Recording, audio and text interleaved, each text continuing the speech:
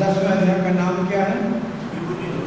विभूति योग। और विभूति किसको कहते हैं?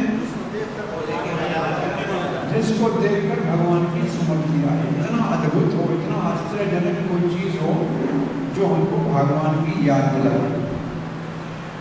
और संबंध क्या है? 9वें अध्याय के अंतिम श्लोक में भगवान ने कहा मन मुझ में लगाओ, मेरा ध्यान करो। तो 10वें अध्याय में हर समय हर जगह चलते फिरते कुछ भी देखें भगवान का स्मरण कैसे आए, मन कैसे लगे। इसलिए ये 10वां अध्याय भगवान के ऊपर मन केंद्रित करने के लिए विभूति योग है। और 9वें अध्याय का सारांश ये था कि हमें शुद्ध भक्त होना चाहिए, अनन्य भक्त होना चाहिए। केवला भक्ति सब भक्तों में श्रेष्ठ है। तो 10वें अध्याय में हम अपनी भक्ति को अधिक कृष्ण के श्रवण करने से, भगवान की विभूतियों का श्रवण करने से, भगवान की महिमा का श्रवण करने से अपनी भक्ति को अधिक कैसे पवित्र कर सकते हैं। तो ये दो जो है संबंध है 9वें अध्याय के साथ 10वें अध्याय में। हाँ जी, मन लगाना और दूसरा भक्ति में शुद्ध भक्ति के स्तर पे आने के लिए भगवान की विभूतियों का बार बार श्रवण करने से, अवलोकन करने से शुद्ध भक्ति के स्तर पे आने में आसानी होगी। अब इसका जो पहला विभाग है हमारा,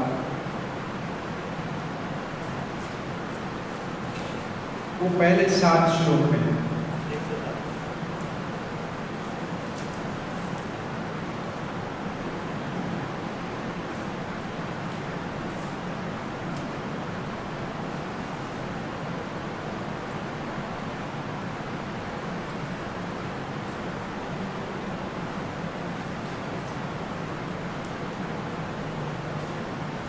श्री कृष्ण को समझना।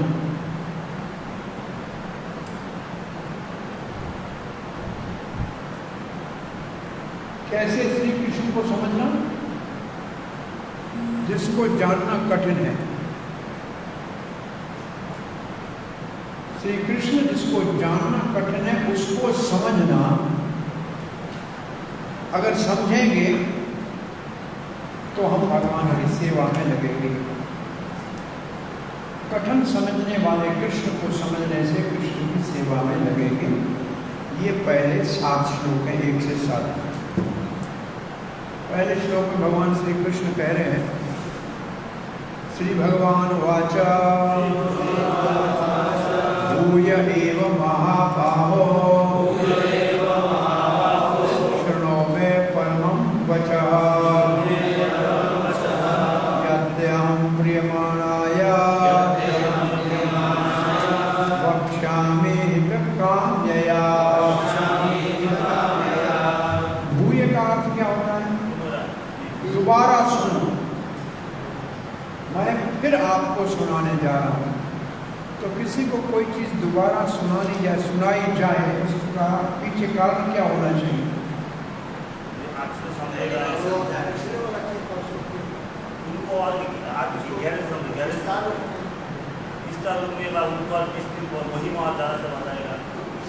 जो बहुत या तो ये बहुत गोपनीय चीज़ है जिसको समझाने के लिए बार बार बताना पड़ता है। दूसरा जो बहुत प्रिय है और जिसका हम हित करना चाहते हैं। जैसे अब देखें, माता पिता बच्चों को कोई कहते हैं काम करने जा रहे हो, बात ध्यान रखना है, इस बात का बात समझ गए ना? क्या कहा? एक बार फिर आप सुन लो, इस बात का ध्यान रखना। ऐसे बोलते हैं कि हर एक चीज़ बार बार वही कहते हैं। क्यों कहते हैं? एक तो प्रिया प्रेम करते हैं कि एक अहित न हो, तो हित के लिए, जिससे हम प्रेम करते हैं उसके हित के लिए किसी चीज़ को बार बार कहने की आवश्यकता होती है।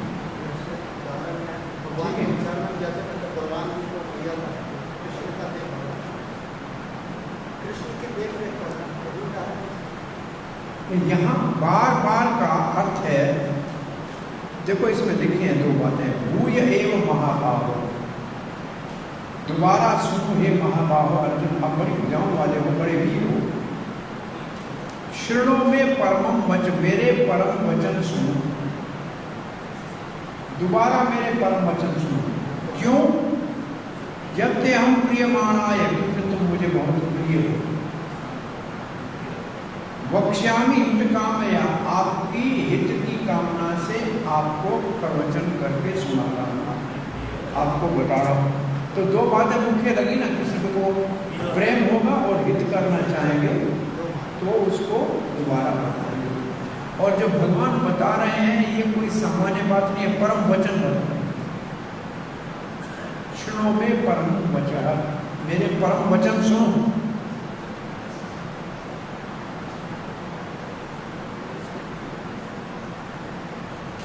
सातवें अध्याय में भगवान ने पहले अपनी शक्तियों का वर्णन किया, ऐसे ही किया है। भगवान ने अपनी परापरा शक्ति का वर्णन किया और फिर कुछ श्लोकों में अपनी विभूतियों का वर्णन किया और फिर शुद्ध भक्ति का वर्णन किया। और अब 10वें अध्याय में भी भगवान भक्ति के जो रहस्य हैं उनका वर्णन करेंगे और उसके साथ साथ अपनी विभूतियों का वर्णन करेंगे।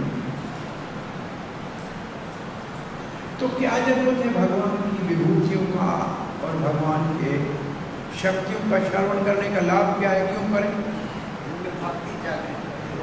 भगवान की महिमा को, शक्ति को, महानता को सुनेंगे तो भक्ति के हृदय में भगवान के लिए आदर पूर्वक सेवा करने का भाव उत्पन्न होगा कि भगवान ही पूजनीय है, इतना महान है, इसकी पूजा करनी चाहिए।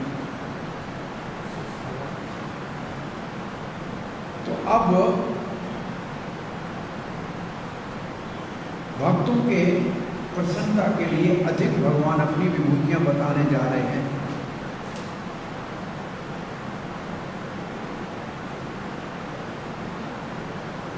अब एक सिद्धांत कहते हैं, ऋषि जो होते हैं वेदों में, वो जब बोलते हैं तो प्रोक्षवाद,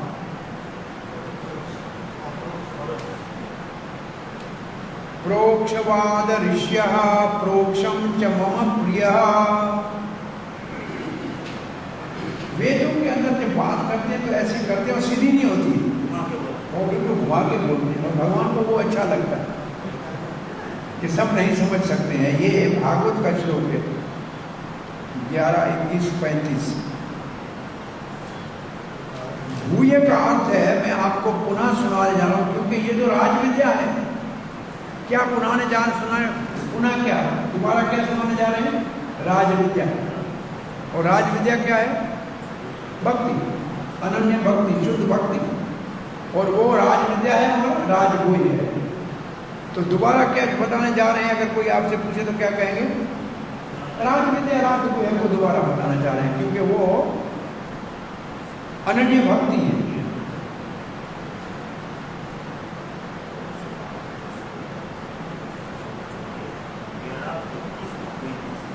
अब महाभाव हो, वैसे तो बलवान हो युद्ध में, अब बुद्धि के बल से इस सत्य को भी समझो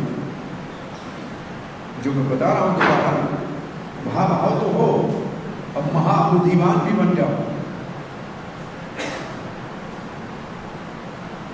तो अर्जुन तो पहले ही सुन रहा था, फिर श्रोणो कहने का क्या अर्थ है? श्रोणो में परम वचन, मतलब ध्यान पूर्वक सुनो, सावधान होकर सुनो, ध्यान पूर्वक सुनो। पहले ही सुन रहा था तो फिर ये कहने की जरूरत क्या है? ध्यान पूर्वक सुनो। वो उससे भी महान वचन कहने जा रहा हूं, परम वचन कहने जा रहा हूं। पहले कहा था उससे ज्यादा महत्वपूर्ण है। बोला करेंगे क्या? बोला तुम्हें आश्चर्यचकित कर देंगे, ये वचन आपको आश्चर्यचकित कर देंगे, क्योंकि आपके हृदय में मेरे लिए प्रेम है, इसलिए मैं आपको बता रहा हूं। और आपके हित के लिए बता रहा हूं।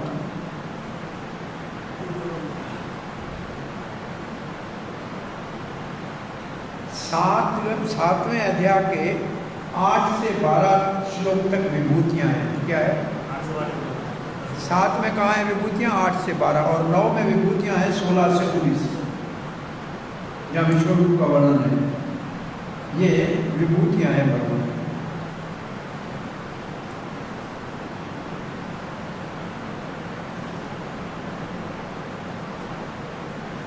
आप भगवान कहते सुनो, आदेश दे रहे हैं, सुनो, सावधान होकर सुनो, आपके हित के लिए ये मेरे दिव्य विभूतियों का वर्णन करने जा रहा हूं। और मैं जो ज्ञान आपको देने जा रहा हूं, ये जो जानकारी देने जा रहा हूं, ये बड़ी आश्चर्यजनक, अद्भुत है। जो पहले बताया उससे भी अद्भुत है, आश्चर्यजनक है। आपको ये सुनकर सुख मिलेगा, प्रिय माना है, आप मुझसे प्रेम करेंगे और ये बात सुन के आपको बहुत बड़ा आनंद आएगा, लगता है कि आप अमृत पी रहे हो। और आपके हित की कामना से ये कर रहा हूँ। प्रभुपाद जी लिखते हैं, पहले भगवान शब्द की परिभाषा पराशर ऋषि ने कहा है कि षड्गुण संपन्न। और भगवान के 6 गुण कौन से हैं? ऐश्वर्यस्य, स्वग्रस्य, वीर्यस्य, यशस्य, ज्ञान, वैराग्य।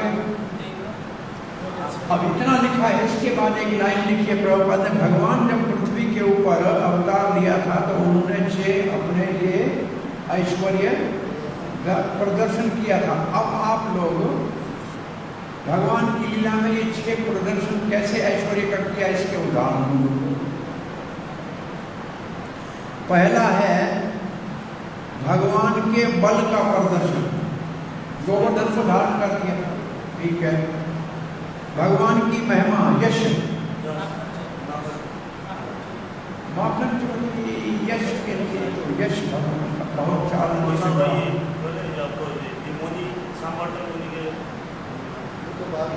समंतक मणि वाला यश में है। समंतक मणि भगवान का यश, तीनों लोगों में भगवान गए, सब जगह भगवान की महिमा हुई। इंद्र के पास गए, पूजा हुई, बलि के पास गए, पूजा हुई, धरती पे जहाँ गए पूजा हुई, बड़ी यशस्वी। राष्ट्रीय यज्ञ में भगवान की अगर पूजा की गई, धन 16,108 बैल बनाए स्वर्ण द्वारका में, ये उनका ज्ञान, भगवत गीता जैसा दिव्य ज्ञान दिया जो अभी तक है। और सुंदरता, त्रिभुवन कमनम, तीनों लोगों को कमन्य, ये भीष्म पितामह कहते त्रिभुवन कमनम तमाल वर्णम रविकर। तो ये जो तीनों लोगों में भगवान की सुंदरता से सब आकर्षित हैं। और त्याग,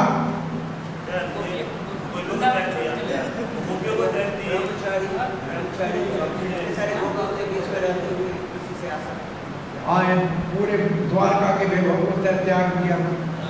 पूरी प्रकृति बनाते हैं फिर भी उसको छोड़ देते हैं, उससे अलग बैठे। राजा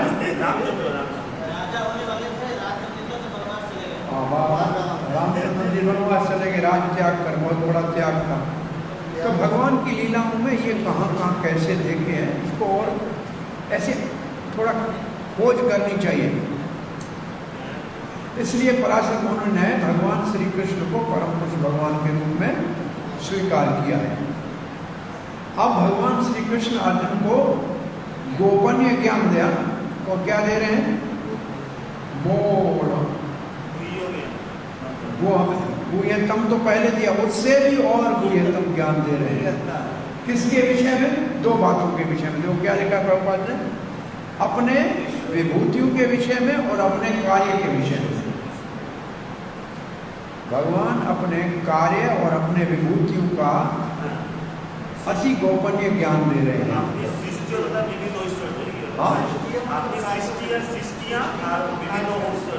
क्या लिखा? अपनी सृष्टियों तथा सृष्टियाँ, अंग्रेजी में शब्द है नहीं, सृष्टि लिखा है His opulence and his work. भगवान के कार्य और भगवान के विभूतियां, ऐश्वर्य। लेकिन 7वें अध्याय में भगवान ने अपने शक्तियों का वर्णन किया है और कैसे कार्य करते हैं वो भी लिखा। अब इसमें अर्जुन को विशेष अपने ऐश्वर्यों का वर्णन करेंगे।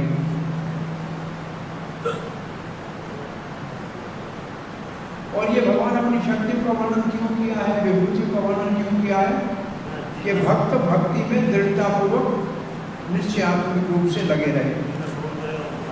इस अध्याय में भगवान अर्जुन को अपने नाना विभूतियों का वर्णन करने जा रहे हैं। अब प्रभुपाद जी कहते हैं अधिक हम भगवान के विषय में सुनेंगे तो अधिक हम भक्ति में स्थिर होते जाएंगे। तो भगवान के विषय में अधिक सुनना चाहिए। मतलब कहाँ सुनना चाहिए? बैठकर भक्तों के संग में। भक्तों के संग में बैठकर सुनना चाहिए तो क्या होगा? हमारी भक्ति में वृद्धि होगी। भक्तों के संग में सुनने से हमारी भक्ति में वृद्धि होगी। भक्तों के समाज में भगवान की कथा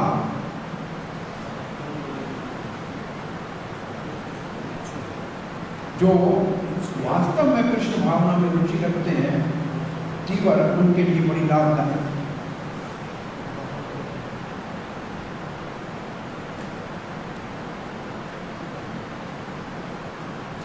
केवल भक्तों के संग में या कृष्ण भावना में अधिक लोगों की जिज्ञासा है। दूसरे ऐसे सत्संग में रुचि नहीं रखते। भगवान यह स्पष्ट कहते हैं अर्जुन भगवान को बहुत प्रिय है, इसलिए उनका हित करने के लिए ये शब्द बता रहे हैं। अब क्या आश्चर्य बता रहे हैं भगवान? दूसरा श्लोक पढ़ते हैं। न मे विदुसुर गणाः प्रभवन् महर्षयः अहमादिर्देवानां महर्षीणां च सर्वशः। विदु का अर्थ क्या हुआ? जानना। वेद से निकला है, वेद विदु। तो न मैं नहीं मुझको विदु जानते हैं सुर गणा देवता, देवता मुझे नहीं जानते। ठीक है, स्वर्ग में बहुत बड़ा ऐश्वर्य है, वैभव है, आपको भूल जाते हो। ये तपस्वी ऋषि तो आपको जान सकते हैं ना। पर भगवान न महर्षि है, और महर्षि भी नहीं जानते हैं। प्रभवम का क्या अर्थ है? मेरे ऐश्वर्य, प्रभाव। प्रभाव को तो मेरे प्रभाव को, मेरे विशेष प्रभाव को महर्षि भी नहीं जानते। देवता तो नहीं जानते हैं, महर्षि भी नहीं जानते। क्यों नहीं जानते श्री कृष्ण? अहमादि देवानां, मैंने तो देवताओं को उत्पन्न किया है, तो मेरे को कैसे जाने? महर्षिणां च सर्वशः, देवता और महर्षियों की उत्पत्ति ही मैंने की है, मेरे ही निर्देश से उनकी सृष्टि हुई है, तो वो मेरे को कैसे जानेंगे? इसको सामान्य लोगों को समझाने के लिए उदाहरण क्या देते हैं? बाप की शादी का बेटा कैसे जानेगा? था ही नहीं, पैदा ही नहीं हो तो कैसे जानेगा? भाई बाप की शादी का बेटे को पता नहीं। आजकल तो पता है, बाप 10-12 शादी करता है तो पता लग जाता है। पहले ऐसा था, शादी का एल्बम दिखा रहे थे, पति पत्नी बेटा बैठा हुआ था, लड़ने लगे, मेरा फोटो इसमें क्यों नहीं है? तुम था ही नहीं, तुम्हारा फोटो कहाँ है? शादी किया तुम्हारा फोटो कहाँ से आएगा? तो ये देवता और ऋषि थे ही नहीं तो भगवान का, तो उनका पता कैसे लगेगा? तो वो नहीं जान सकते।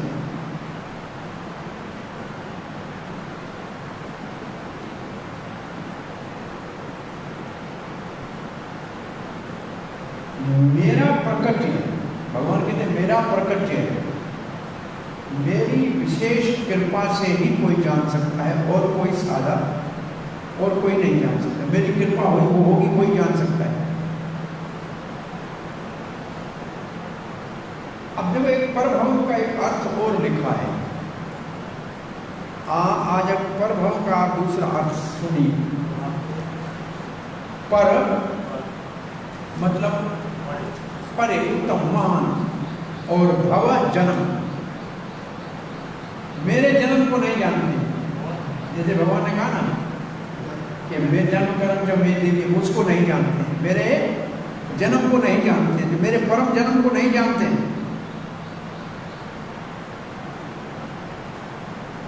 महर्षि भी नहीं जानते,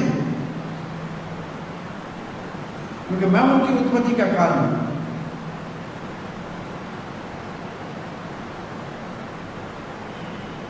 प्रभव का दूसरा अर्थ है, प्रभु के दो अर्थ हैं, एक तो प्रभाव और एक विशेष जन्म।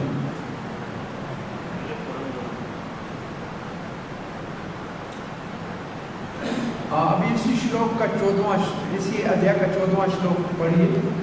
वहां अर्जुन कहेगा आपको देव दानव दोनों नहीं जानते हैं, आपके जन्म को वहां लिखा है। इसी का 14वां श्लोक पढ़ो।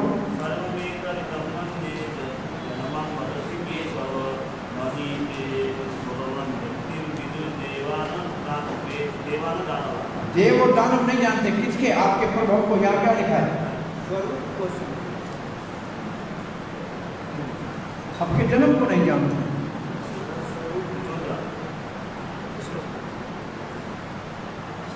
श्लोक का पहला शब्द क्या है? सर्वम एकम वेति, सर्वम एवं रतम ऋतम मन्ये यन्मा मनसि केशव न ते भगवान विदु देवान दानव न ते विदु प्रभव।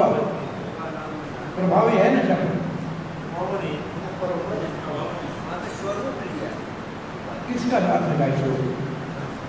कौन से शब्द, संस्कृत शब्द का अर्थ है स्वरूप?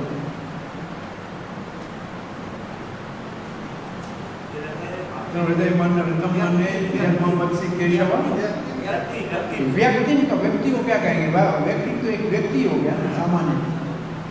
तो एक भगवान के व्यक्तित्व को, स्वरूप ठीक है, व्यक्तित्व को मतलब भगवान एक व्यक्ति है उसको नहीं समझ सकते। धरती के ऊपर आते हैं, प्रकट होते हैं, जन्म लेते हैं, उसको नहीं समझ सकते। श्रील प्रभुपाद लिखते हैं ब्रह्म संहिता में जैसे लिखा है कि भगवान से कोई बड़ा नहीं है, भगवान सब कारणों का आदि कारण है। और यहाँ भी भगवान कहते हैं मैं देवताओं और ऋषियों के आदि कारण हूँ।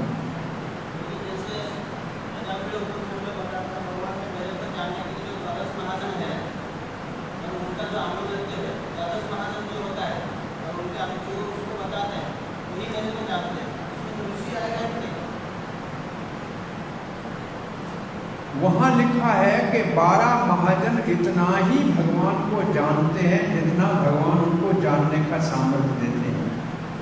पूर्ण रूप से वो भी नहीं जानते, और विशेष रूप से उन सबकी उत्पत्ति से उनकी उत्पत्ति भगवान से हुई है, तो भगवान को कैसे जानेंगे जो उनसे पहले था। इतना ही जान सकते हैं जितना भगवान जानने का उसको सामर्थ्य है। प्रभुपाद से कोई पूछता आप जानते हैं भगवान के बारे में? सब कुछ बोला इतना जानता हूं जितना भगवान मुझसे जन्माना चाहते हैं। अब प्रभुपाद जी क्या लिखते हैं? बड़े बड़े देवता और ऋषि भगवान को, कृष्ण को नहीं समझ सकते हैं। क्या नहीं समझ सकते हैं? कृष्ण के नाम को नहीं समझ सकते हैं, उनके व्यक्तित्व को नहीं समझ सकते हैं, और उनकी क्या स्थिति है, बड़े बड़े विद्वान वो नहीं समझ सकते हैं। तो इस लोक के तुच्छ लोग क्या समझेंगे?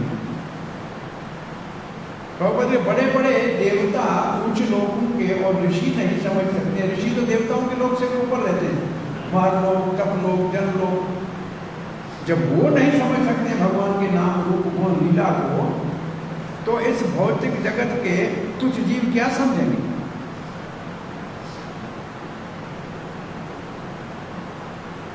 अब कब नहीं समझेंगे प्रभुपाद, कब नहीं समझते वो देखिए लिखा है। जब भगवान धरती के ऊपर मानव रूप में अवतार लेकर अद्भुत कार्य करते हैं तब उसको नहीं समझ पाते। तो इसका अर्थ अब प्रभव का अर्थ क्या हो गया?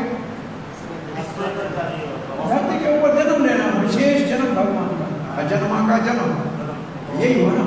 और दोनों दूसरा भी हुआ और अद्भुत कार्य करते हैं प्रभाव का, तो उनके जन्म और प्रभाव दोनों को नहीं जानते हैं। तो आज आप प्रभाव शब्द के दो अर्थ पक्के याद करो। क्या क्या याद हो गए? पहला विशेष जन्म और भगवान का विशेष प्रभाव कार्य, ठीक है।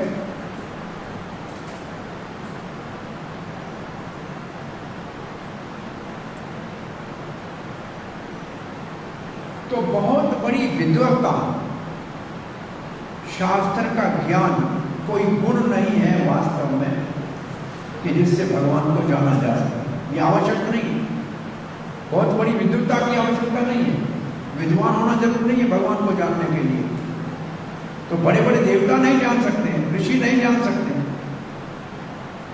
अपने मन से विचार करके नहीं जान सकते, हमेशा असफल रहते हैं। श्रीमद् भागवत में क्या लिखा है?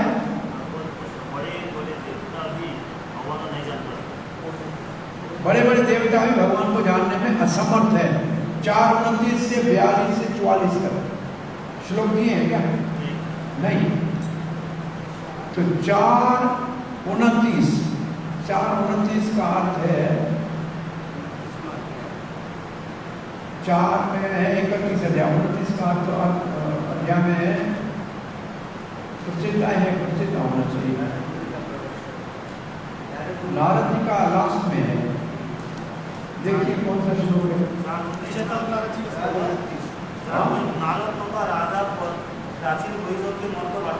और राजा प्राचीन बरेत और नारद की बातचीत क्या कहते हैं?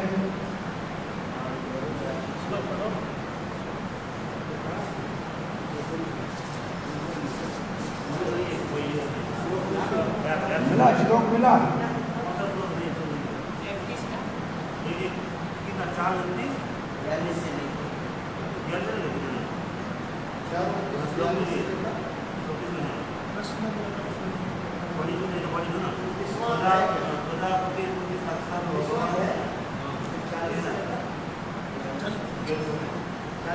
समस्त प्रजापतियों के पिता परम शक्तिशाली ब्रह्मा जी, श्री मनु, दक्ष तथा मानव जाति के अन्य शासक, प्रथम कोटि के ब्रह्मचारी सनक, सनातन इत्यादि चारों परम साधु मरीचि, अत्रि, अंगिरा, पुलस्त्य, पुलह, क्रतु, भृगु तथा वशिष्ठ जैसे महर्षि तथा स्वयं में नारद, ये सभी महान ब्राह्मण है जो वैदिक साहित्य पर अधिकार पूर्वक बोल सकते हैं।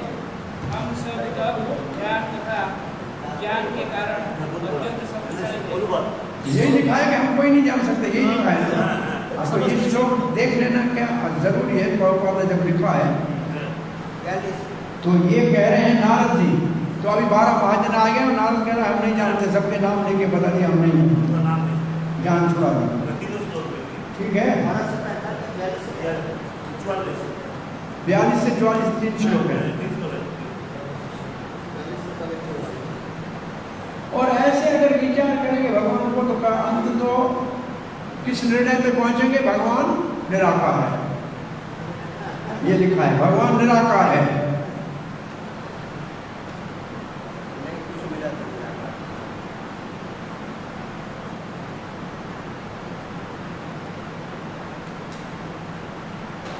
ऐसे मूर्खता, ये 10वें का 14 का 29 में लिखा है।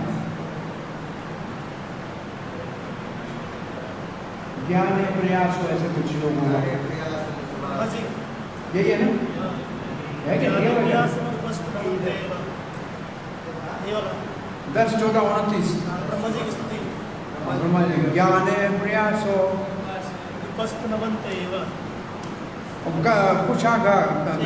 घास को कूटते हैं तो कहाँ से मिलेगा?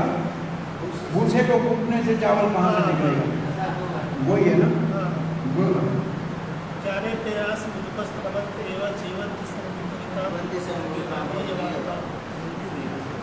अब प्रभुपाद जी क्या लिख रहे हैं कि ये बड़े जैसे अपना सर खपा रहे हैं, इनको छोड़। अगर मेरे को जानना है तो मैं आपके सामने खड़ा हूं, फिर आपको काहे के लिए परेशान होकर किताब पढ़ने की जरूरत है? क्या लिखा है देखो यहाँ पर भगवान अपने करने के लिए हाँ कोई परम सत्य को जानना चाहता है तो लो मैं भगवान के रूप में यहाँ हूँ, मैं परम भगवान हूँ। मनुष्य को चाहिए कि इसे समझे। यद्यपि अचिंत्य भगवान को साक्षात रूप में कोई नहीं जान सकता तो भी वे विद्यमान रहता है। तीसरा नंबर तो ये है कि मतलब श्री कृष्ण प्रभुपाद क्या कह रहे हैं? अप्रत्यक्ष रूप से भगवान कहना चाहते हैं कि मैं तुम्हारे सामने खड़ा हूँ अर्जुन, मैं तुम्हारे खड़ा हूँ। अब तुम काय के लिए खोज कर रहे हो भगवान कहाँ है? तो मैं खड़ा ही हूँ, बोल ही रहा हूँ कि मैं हूँ, तो फिर और किसको क्यों ढूंढ रहे हो? तो अर्जुन ने अगर मान लिया तो फिर हमको मानना ही चाहिए ना, हम काय के लिए नहीं खोज करें। पर एक व्यक्ति ने कहा कि जो जन्म लेता है वो मरता है, तो मान लेना चाहिए। अब मैं कहूँ कि नहीं सबको देखूंगा मरते हैं कि नहीं मरते हैं, अरे उससे पहले मैं ही मर जाऊंगा तो पता कैसे लगेगा? तो ऐसी खोज तो बेकार की हो गई ना, ये तो टाइम खराब कर रहा है। अर्जुन तुम्हारे सामने मैं खड़ा हूँ, मैं कह रहा हूँ मैं भगवान हूँ, अब तो काय के लिए परेशान हो कि भगवान ये है कि वो ऐसा क्यों सोच रहे हो? अचिंत्य भगवान को कोई नहीं समझ सकता। जब भगवान धरती के ऊपर थे, परंतु उसका अस्तित्व तो है। भगवान सच्चिदानंद है। ये भगवद गीता और श्रीमद् भागवत से हम समझ सकते हैं। इसको क्या कहेंगे? ये जो लाइन लिखी है इसको आप क्या कहेंगे? आपने ईशोपनिषद पढ़ा है, इस लाइन को क्या कहेंगे?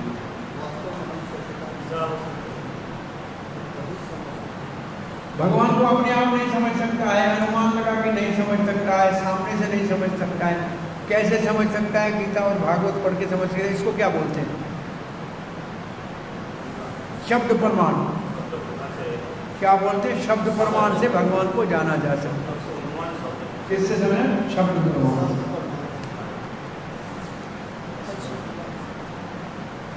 भगवान को कोई कहे कि ईश्वर है, सबका नियंता है, निराकार है,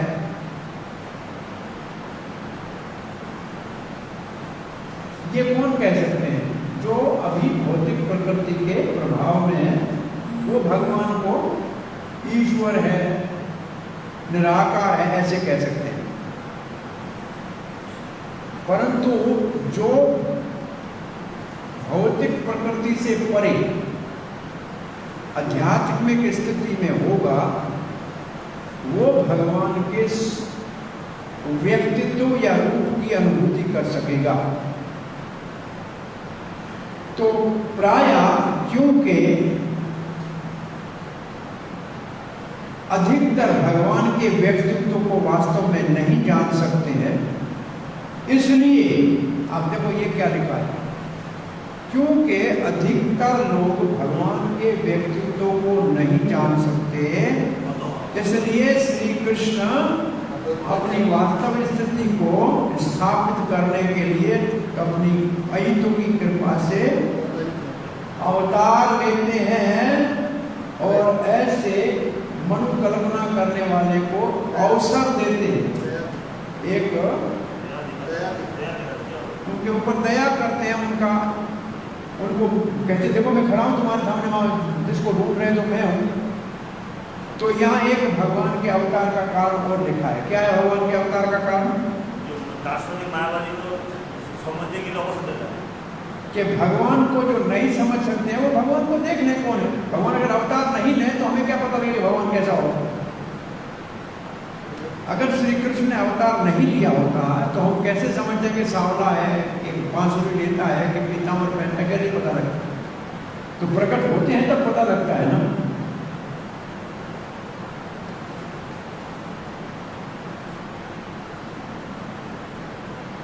फिर प्रभुपाद जी कहते हैं भगवान के कार्य सब कैसे हैं? अमानवीय है, अति आश्चर्यजनक है, परंतु फिर भी ये ज्ञानी जो भौतिक प्रकृति के प्रभाव में हैं, वो कहते हैं ये निराकार ब्रह्म ही सर्वश्रेष्ठ। तो इसमें एक बात लिखी है, वो क्या लिखी है कि ये जो ज्ञानी है, ज्ञानी के लिए स्पेक्युलेटर लिखा है, माया में कैसे है, ज्ञानी माया में कैसे है, कोई पूछे तो क्या कहोगे?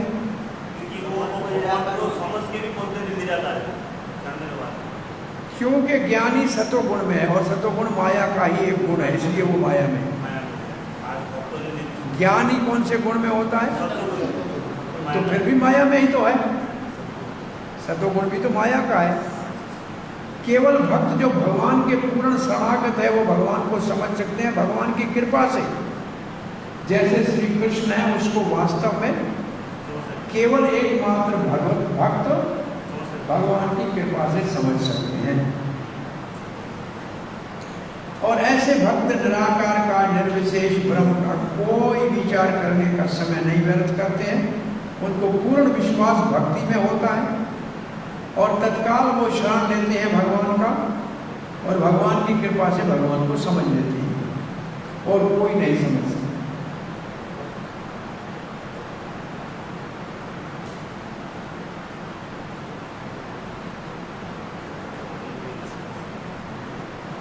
बड़े बड़े ऋषि भी इस बात को मानते हैं कि आत्मा क्या है, परमात्मा क्या है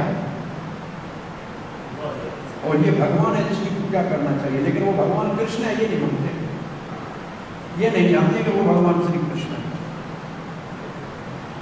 एक श्लोक एक और पढ़ लेते हैं। यो माम अजम अनादिं च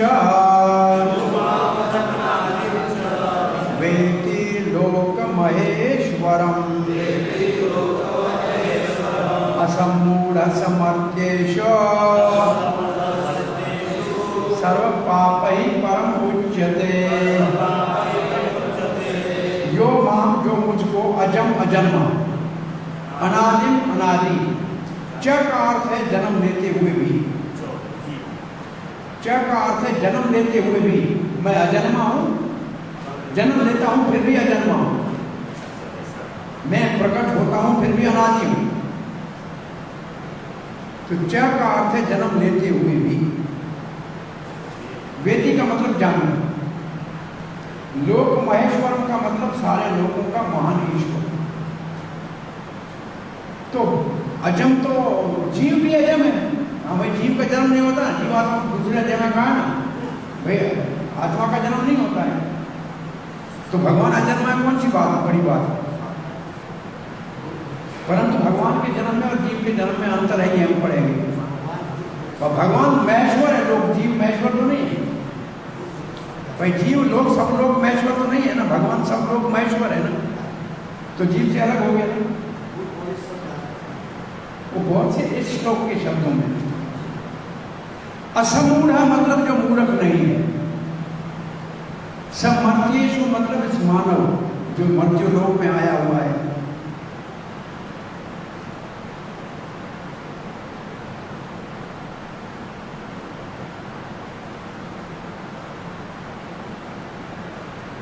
इस जगत में जो आए हैं, सर्व पाप ही परम, सारे पापों से मुक्त हो जाएगा।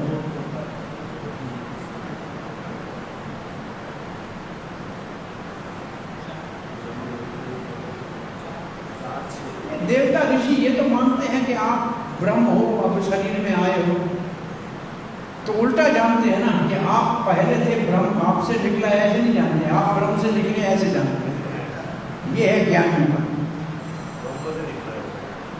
तो ऐसे जगह कोई कहे तो भगवान छाती को ऐसे उंगली रख के कहते हैं ये श्लोक, जो जानता है कि मैं अनादि हूं और अजन्मा हूं,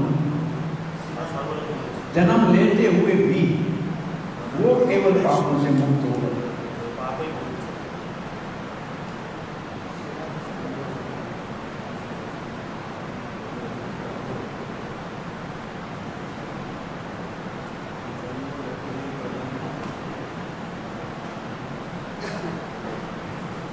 तो ब्रह्मा भी ऐसे है, ब्रह्मा को भी अजन्मा कहते हैं, पर अनादि तो नहीं है ना।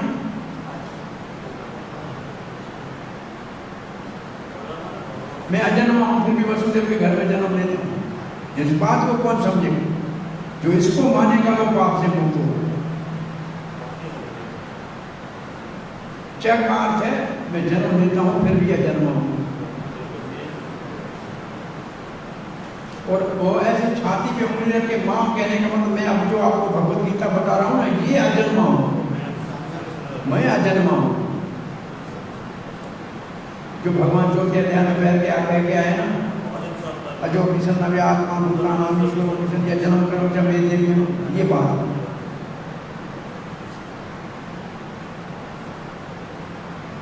मैं जन्म लेता हूँ परंतु मैं परमात्मा हूँ, तो मैं निरंतर रहता हूँ, तो जन्म की क्या जरूरत है?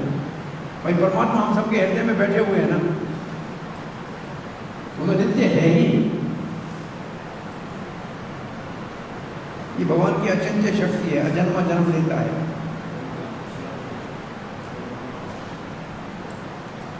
बहुत से श्लोक लिखे हैं।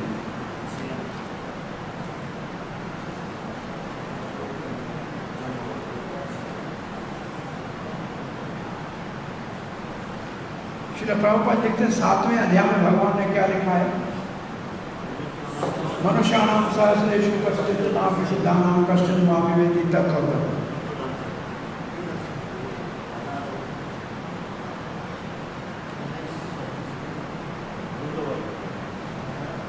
तो जो ज्ञानी है, हजारों में कोई एक ज्ञानी होगा ऐसे समझे, जो आत्मा को जानेगा या ब्रह्म को जानेगा। परंतु ब्रह्म को और आत्मा को जानने वाले हजारों में से कोई एक होगा जो मुझे श्री कृष्ण को तत्व से जानेगा। ये प्रभुपाद जी ने पहले लिखा।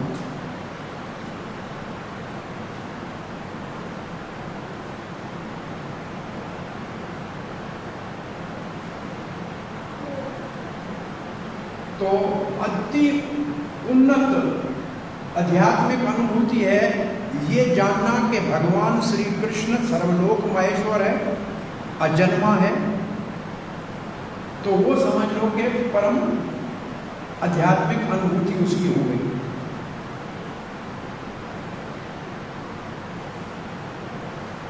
और ऐसे कृष्ण की परम स्थिति को जानने वाला पाप से मुक्त हो जाएगा। अब अज का अर्थ है अजन्मा, तो जीव भी दूसरे अध्याय में अज कहा गया है। प्रभुपाद लिखते हैं ना, देखिए, परंतु ये बद्ध जीव बेचारे शरीर बदलते हैं, भगवान तो शरीर नहीं बदलता है, उसी शरीर में आता है। ये दोनों में अंतर है। जब भौतिक जगत में भगवान आते हैं तब भी अजन्मा भगवान अपने असली स्वरूप में आते हैं और अपनी अंतरंग शक्ति के द्वारा आते हैं। कभी भी बाहरंग शक्ति का स्पर्श नहीं करते हैं, सदा ही अपनी अंतरंग शक्ति के साथ रहते हैं। लोक महेश्वर का अर्थ क्या है? सारे लोगों का स्वामी है भगवान। अनादि का अर्थ है वो पहले थे, जब सृष्टि नहीं थी तब भी थे, और सृष्टि से अलग है। और सृष्टि हुई तब देवताओं की सृष्टि हुई। जब सृष्टि के धर्म हुई तो देवता भी पैदा हुए। जहां तक कृष्ण का प्रश्न है, उनको तो किसी ने नहीं पैदा किया, इसलिए कृष्ण जो है बड़े बड़े देवता शंकर और ब्रह्मा और शंकर भी नहीं जानते हैं, क्योंकि ब्रह्मा और शंकर का भी उत्पत्ति भगवान करते हैं तो दूसरे देवताओं के साथ साथ, और सब लोगों के स्वामी हैं। इसलिए भगवान श्री कृष्ण सबसे अलग थलग है, विशेष है, जिनने सबकी सृष्टि की है। और जो उसको ऐसे जानेगा वो तत्काल पापों से मुक्त हो जाएगा। और जब तक कोई पापों से मुक्त नहीं होगा तब तक वो भगवान के को ठीक तरह से जान नहीं सकता, तब तक भगवान का ज्ञान उसको नहीं आएगा। केवल भक्ति से भी भगवान को यथारूप जाना जा सकता है। भगवान श्री कृष्ण को कभी भी मानव नहीं समझना चाहिए। मूर्ख मानव समझते हैं, अवजानन्ति मां मूढ़ा।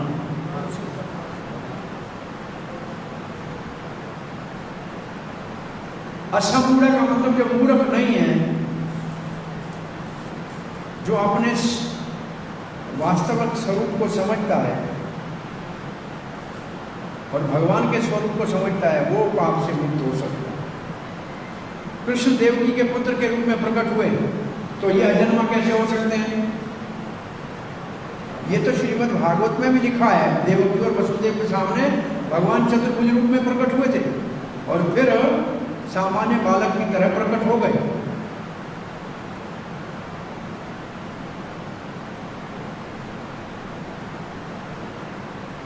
तो ये कोई जन्म तो सामान्य नहीं है ना। फिर क्या लिखा है? जो कार्य कृष्ण के निर्देश में किया जाए वो दिव्य है, उसको भौतिक प्रकृति का दूषित नहीं कर सकती।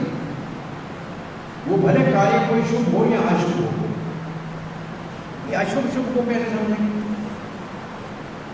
कार्य अशुभ हो परंतु भगवान के निर्देश में किया जाए तो उसको भौतिक प्रकृति नहीं स्पर्श करेगी। अर्जुन लड़ाई कर रहा है, युद्ध कर रहा है, कोई शुभ काम कर रही है, लेकिन भगवान के निर्देश में कर रहा है, इसलिए दिव्य है। इसलिए एक शब्द कहे अगर श्लोक का किसी का, जिससे निर्बंध कृष्ण संबंध, निर्बंध कृष्ण संबंध, अपने से कोई संबंध नहीं है परंतु कृष्ण से जो संबंध है वो कार्य कर रहे हैं।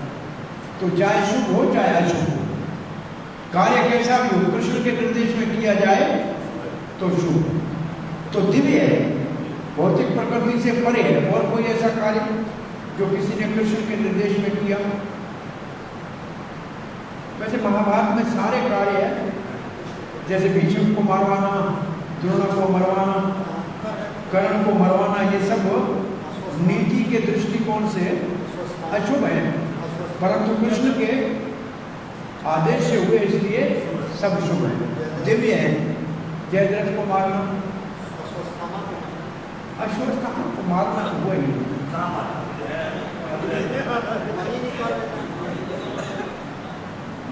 उसमें भगवान से ज्यादा द्रौपदी की मां। तो और कोई कारण ऐसा भगवान के कहने पे कि किसने कुछ किया ऐसा, या भगवान के लिए ऐसा कार्य किया, उसको कोई निंदा नहीं करती है, करते नहीं। कार्य ऐसा है जिसकी निंदा होनी चाहिए लेकिन करता नहीं है कोई।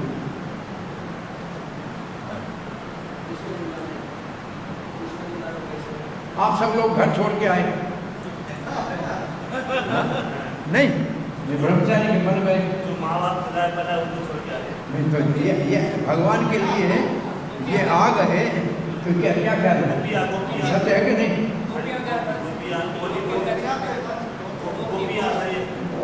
इस स्तर से ऊपर, क्योंकि पहले ही महामाया में है ही, वो तो है भगवान के नाम से। हमारी अपनी स्थिति को देखो, वो बड़े महान जैसे अब सनातन गोस्वामी रिश्वत दे के वो निकले, लेकिन कोई उसकी निंदा नहीं, भगवान के लिए निकले। चैतन्य महाप्रभु कहा आप मुझे वृंदावन में लो, सेवा करो, तो इसकी कैसे निकलना है ये नहीं देखना है, निकलना। और कोई ऐसा उदाहरण आप समझते हो अशुभ है, लेकिन फिर भी भगवान के लिए किया इसलिए शुभ है। क्या क्या बोला?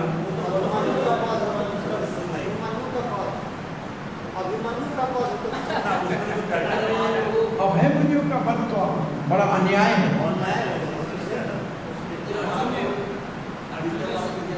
हाँ जी,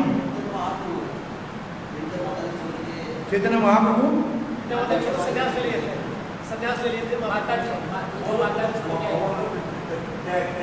चैतन्य महाप्रभु ने क्या किया? संन्यास ले लिया। माता जी छोड़ के आए समाज दृष्टि से। रघुनाथ दास गोस्वामी ने उनका फर्स्ट हो जाता रुपया और उसको डांट दिया, फिल्मा में खाया था भगवान संतुष्टि के लिए, वो उसको ग्रहण किया नहीं। आपके अपने जीवन में आप देखो, आपने कभी ऐसा किया हो जो काम गलत था लेकिन भगवान के लिए किया या तो फिर बुरा नहीं कहा जाए। धन्यवाद छोड़ के आगे हाँ, ऐसे होता है एक तो ये है, और कोई ऐसा जीवन में हर एक के कोई ऐसा कभी उदाहरण? जैसे वो किसी सन में गए और कोई प्रशासन वाला तो हम लोग क्या कहानी में बताओ, हम लोग कीर्तन कर रहे हैं और विदेशी मत करना तो माइक लेकर भाग रहा तो हम परशुराम आए तो उसका बट छीन लिए उसका राइट तो अपराध है पकड़ लेगा क्या चाहिए? उसका हथियार लाइट पे लाइट बोला क्यों मैं तुमको पकड़ करके मेरा हथियार तुम ले जाए मैं तुम्हारा छीन लिया जाओ तो अपने पाप को केस करो अभी तो अपने पास तो ऐसा हम लोग किए थे पकड़ाए नहीं छोड़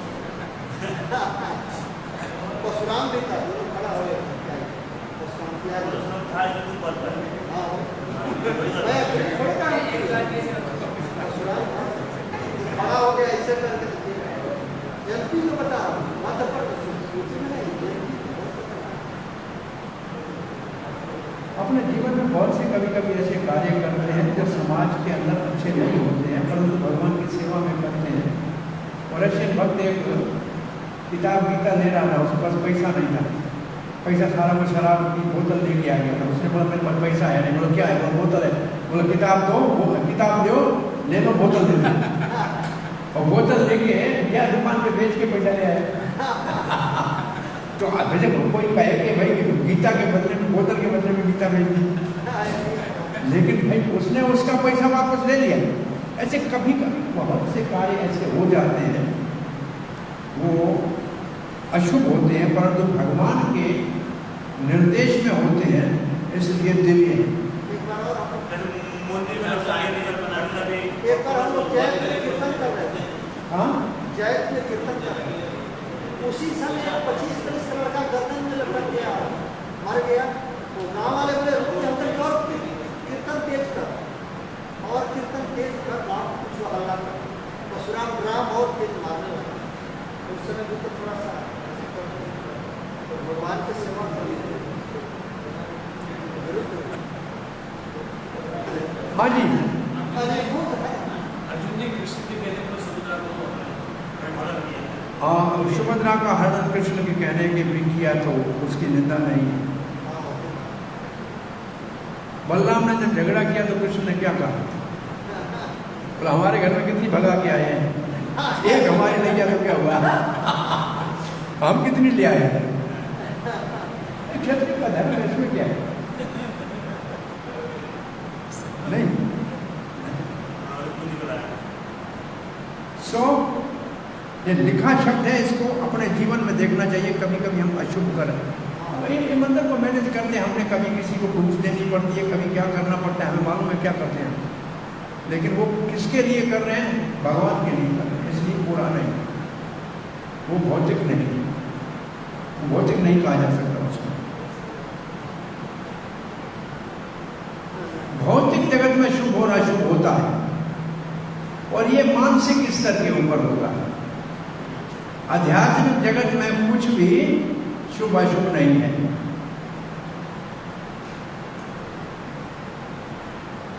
भौतिक जगत में सभी अशुभ है, हम समझते हैं ये शुभ है, परंतु वास्तव में शुभ कहाँ है? शुभ है जब कृष्ण भावना के कार्य में लगे रहे, पूर्ण भक्ति के साथ। अगर हम अपने शुभ कार्य करना चाहते हैं तो भगवान के निर्देश में कार्य करने चाहिए। कहाँ है भगवान कृष्ण? अर्जुन को तो कह रहा है बाबू हमारे लिए कहाँ है कृष्ण? बोला जो शास्त्र में दिया है गीता और भागवत में, और जो गुरुदेव कहे वो ही आदेश है भगवान का, और गुरु भगवान का प्रतिनिधि है, इसलिए उसके निर्देश में कार्य करना चाहिए। अब प्रभुपाद ने 3 शब्द लिखने हैं, ये क्या लिखा है? गुरु साधु शास्त्र, ये तीनों एक ही बात करते हैं, इनमें कभी विरोध नहीं होता।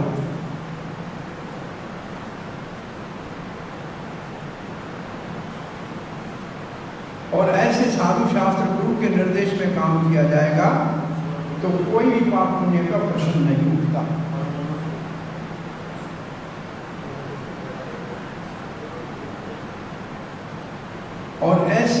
स्थिति में जब कोई भक्त कार्य करता है ऐसी मानसिकता से,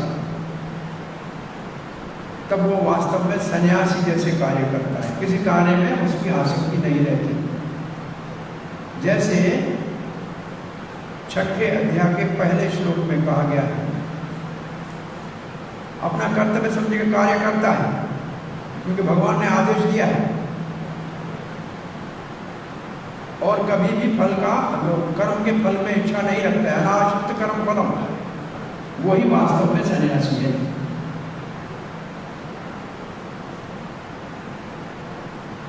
और जो भगवान के निर्देश में काम करता है वो सन्यासी भी है, योगी भी है। केवल सन्यासी का कपड़ा पहनने या योगी का दिखाव बनावटी योगी नहीं है।